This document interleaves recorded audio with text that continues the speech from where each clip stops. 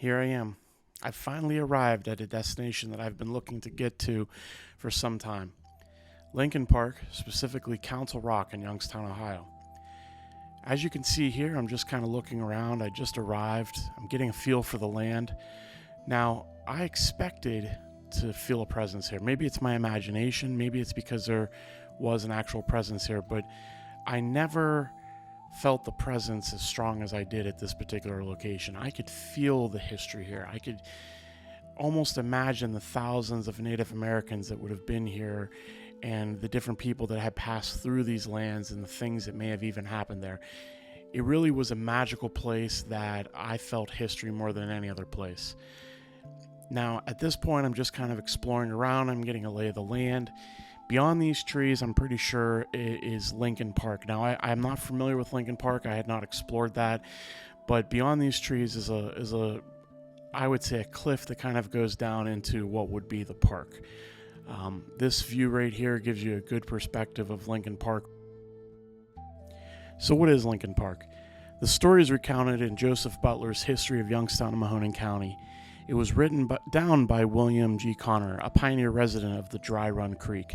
On a hunting trip in Illinois in 1865, Connor had met an aged trapper, Cyrus Dunlap.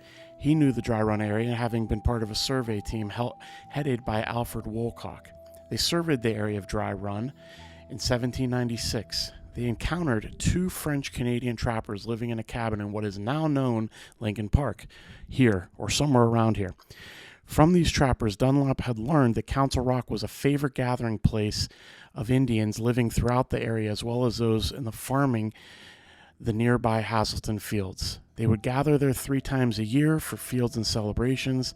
They called the rock that would be the central gathering place Ni-Tuka, translated to Council Rock. We can see it coming up to us. The most significant and last gathering occurred in 1755.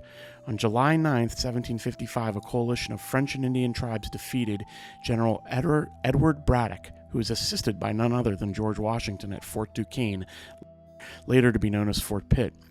Nearly 3,500 Indians from the Seneca, Shawnee, Mingo, and Delaware tribes gathered to celebrate at an autumn feast on or around September 20th. The harvest in the game was plentiful.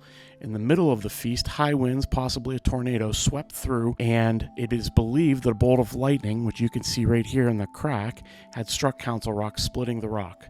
4 chiefs and 300 Indians were killed. One piece of evidence is the trapper's account that when the Hasselton furnace was built nearby, the excavations had covered an Indian burial ground.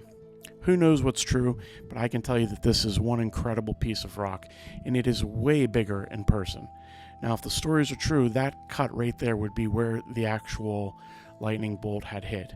Now, what I can tell you is, imagine the scene of seeing over 3,000 Indians gathering here over a defeat of none other than our founding father, George Washington. It's incredible to think that this amazing and magical and historic place is right here in Youngstown, Ohio.